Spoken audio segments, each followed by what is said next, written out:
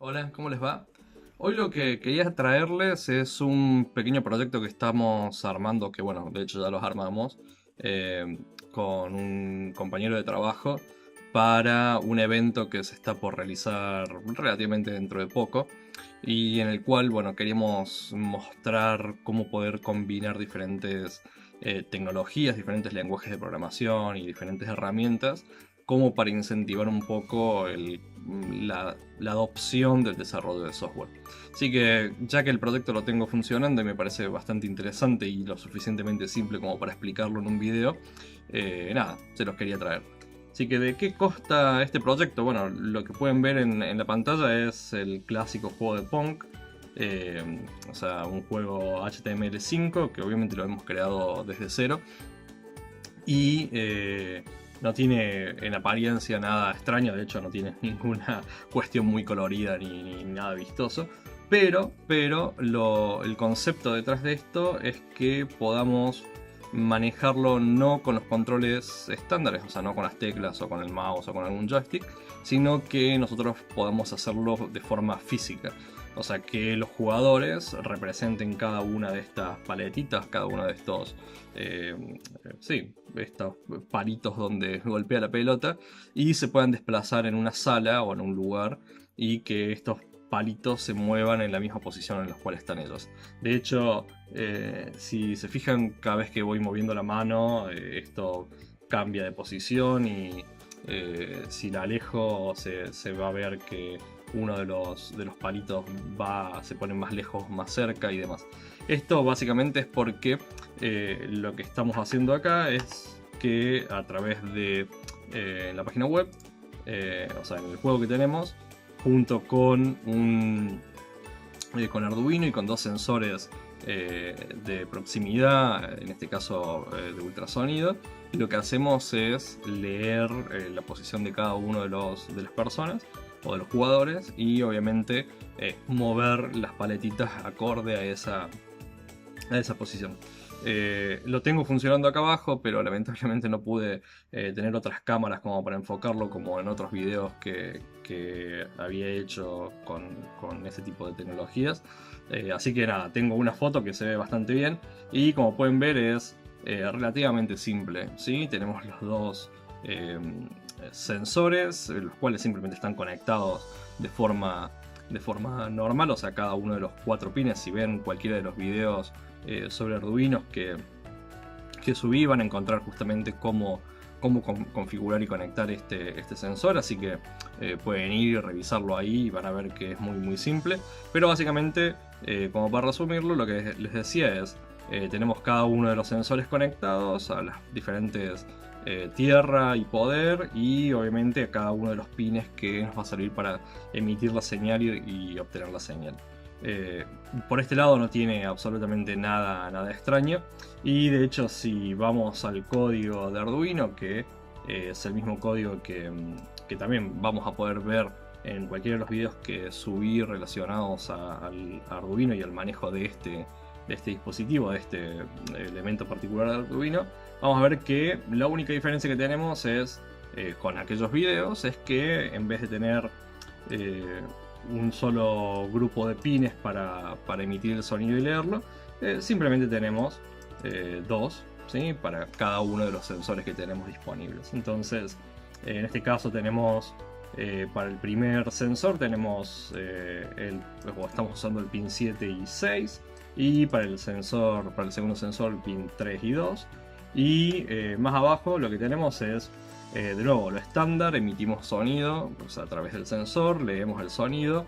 En este caso calculamos la distancia como para tener una aproximación y saber más o menos a qué distancia está el objetivo con el cual queremos medir. Y para cada uno de los, obviamente eh, para los dos sensores. Y la diferencia está en que terminamos enviando esta información al dispositivo serial. Esto nuevamente, si ven los videos donde integramos Python o algún otro lenguaje con Arduino, simplemente lo que hicimos acá fue tomar ese concepto donde enviamos información al puerto serie con estos datos que se están capturando cada 200 milisegundos y del otro lado vamos a tener algo que va a estar leyendo esa salida serial y obviamente enviarla hacia o capturarla y enviarla hacia la página web. En este sentido, lo que tenemos que entender es que tenemos como 3 niveles de componentes. Uno es obviamente el componente físico, que es el Arduino y que está conectado a la computadora, el cual emite la señal a través de el puerto serial, como vemos acá. Después vamos a tener una capa intermedia o una capa que vamos a tener en el servidor que va a estar leyendo ese dato serial que está llegando y lo va a tratar de enviar a una capa cliente final, que es el juego que estábamos viendo al principio. Entonces, si seguimos esa lógica, o sea, ese camino, lo que vamos a tener como siguiente paso es el lector serial. En este caso, la diferencia con otros ejemplos que tenemos en el canal es que lo que vamos a estar haciendo acá es usar Node.js en vez de utilizar, por ejemplo, Python para poder trabajar con esto. O utilizar cualquier otro lenguaje. Esto particularmente porque como estamos trabajando todo como si fuese una sola página web o como si fuese un desarrollo web, lo que necesitamos es algo que funcione relativamente simple, o se integre rápidamente y fácil con todo el stack web. Entonces, lo que tenemos para poder hacer esto, hay un componente en particular que se llama Serial Port, que nos va a servir en el caso de Node.js para poder leer el puerto serial. Obviamente estamos trabajando sobre la misma máquina, así que vamos a estar leyendo el puerto serial de la misma máquina.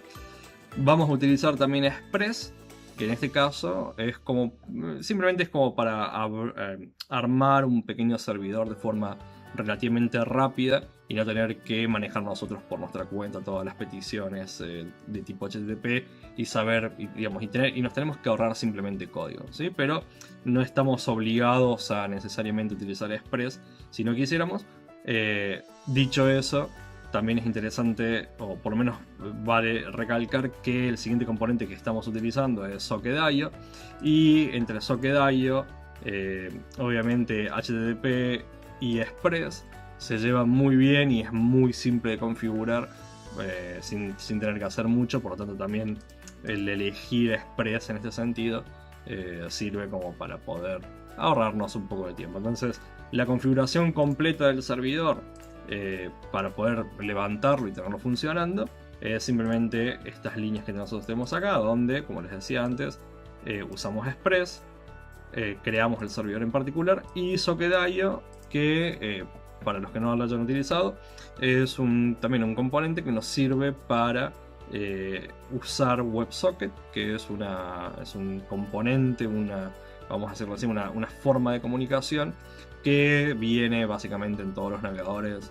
en la actualidad y que nos sirve para poder transferir información de forma constante, no solamente desde el cliente hacia el servidor, que es el protocolo estándar HTTP, en el cual simplemente las acciones que un navegador hace, recién cuando las ejecuta y trata de enviarlas hacia el servidor se entera de lo que está pasando y solamente en ese momento puede actuar. En este caso, lo que nosotros hacemos es a la inversa, o sea, lo que nosotros necesitamos hacer es que cuando leemos algo desde el puerto serial, le enviemos esa información al navegador web y no que el navegador web nos esté esperando y preguntando o él enviándonos la información.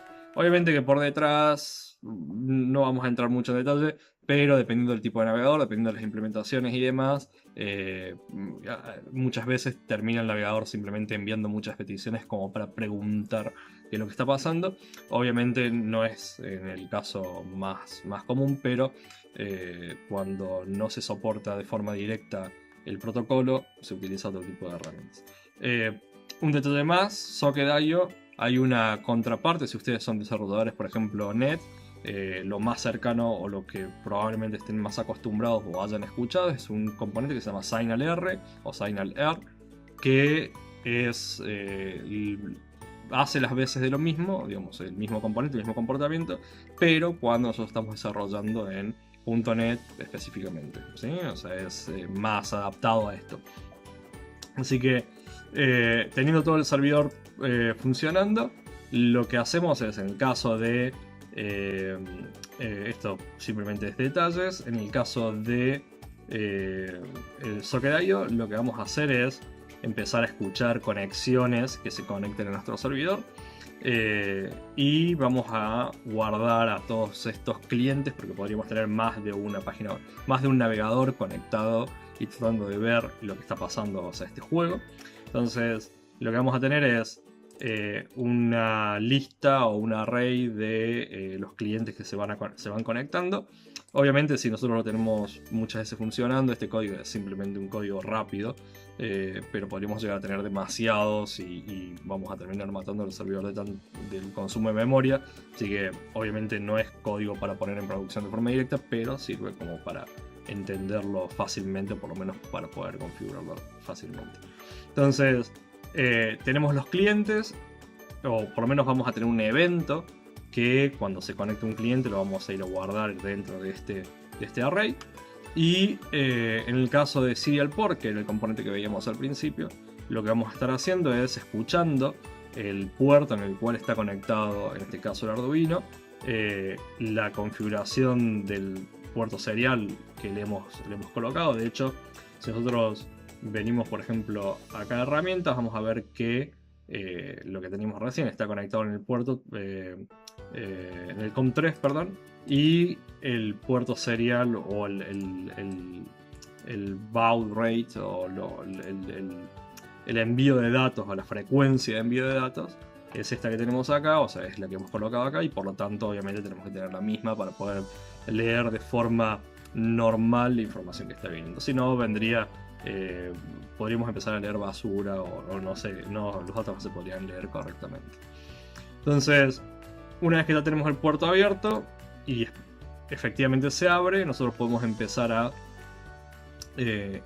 buscar información, o sea, cada vez que llegue información, y simplemente como para tener un control estamos imprimiendo esto en la consola, y cada vez que leemos algún valor que tiene sentido, lo que terminamos haciendo con Socket.io es a todos los clientes que tenemos conectados le enviamos esas coordenadas que acaban de llegar. De nuevo, no es la mejor implementación, pero es una implementación que funciona y que es rápida para este caso. Si nosotros vemos acá, esto es lo que estamos recibiendo desde el servidor, o sea, son las coordenadas X e Y, perdón, las coordenadas para uno de los pallets, o para una de las paletitas, y la coordenada para el otro, dependiendo obviamente lo que tenga al frente y cómo se esté comportando el sensor. Vamos a tener números un poco extraños, pero esto, bueno, nada, es por la posición en la cual lo tengo en la mesa, entonces choca con diferentes elementos, los cuales genera un poco de ruido. Pero si yo acerco la mano, si vemos acá, este de acá, ¿sí?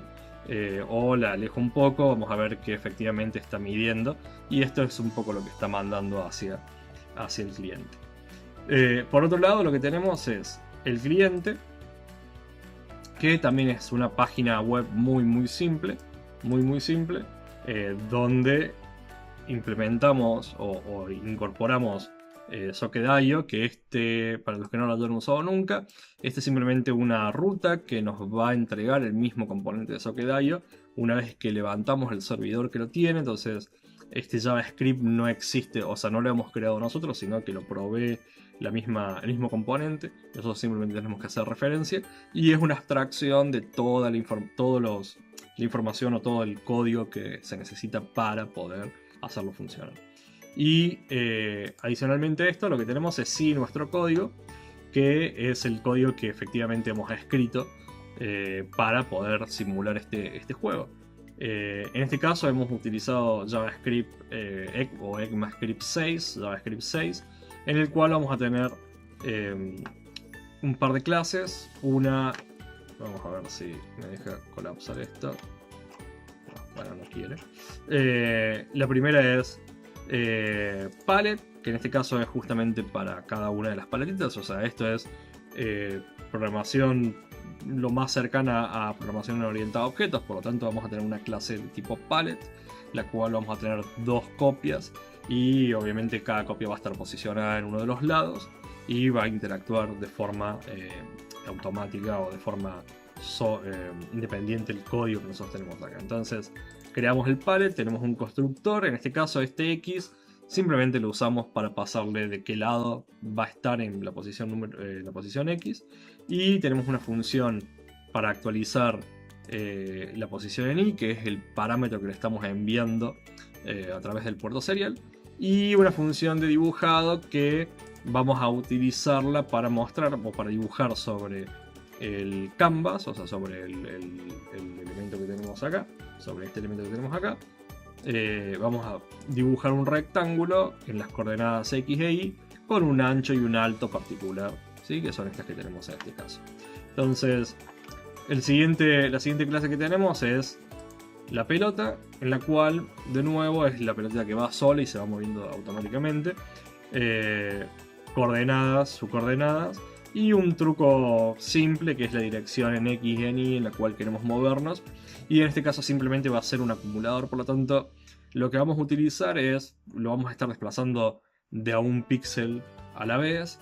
Obviamente esto puede cambiar, hay formas mucho mejores de hacerlo, pero lo que vamos a hacer es desplazarlo un píxel en X y en Y, y por acá abajo lo que tenemos es simplemente, una vez que llega a cierta colisión o llega hacia los costados o tiene que cambiar de dirección, simplemente podemos multiplicar por -1 la dirección, y esto va a hacer que en vez de sumar valores los vaya restando, entonces se va a ir desplazando hacia un lado o se va a ir desplazando hacia el otro en el eje de coordenadas.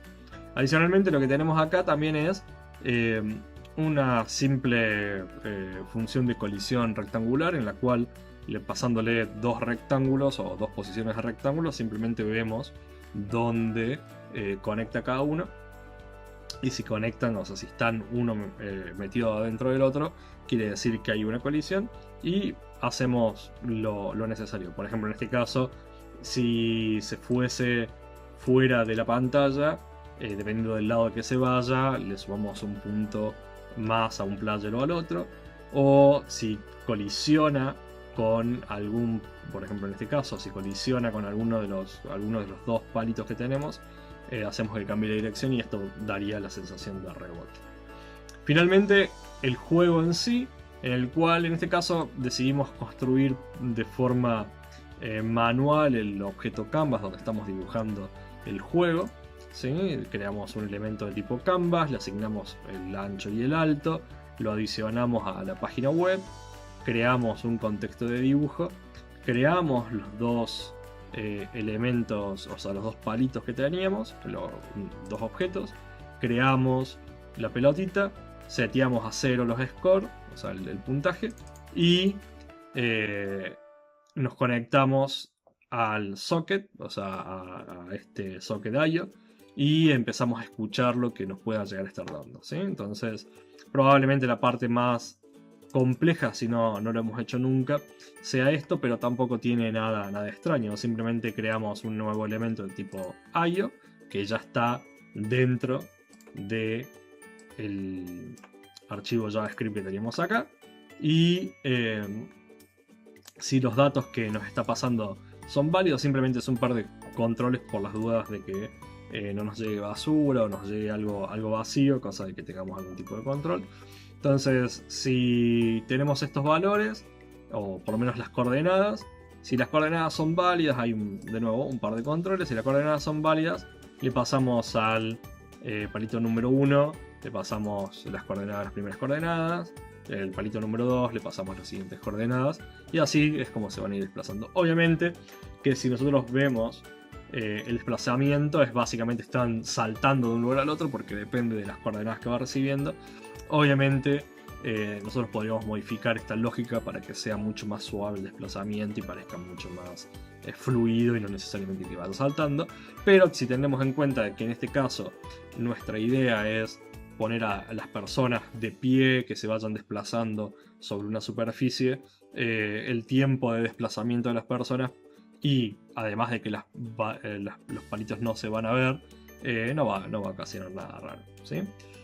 Finalmente, lo que tenemos es el loop principal del juego, en el cual lo único que hacemos es recorrer cada uno de los elementos y decirle, bueno, que se dibuje cada uno de ellos, o que se actualice, como en el caso de la pelotita, para que se vaya desplazando a través de la pantalla. Así que Nada, eso es lo que le quería mostrar.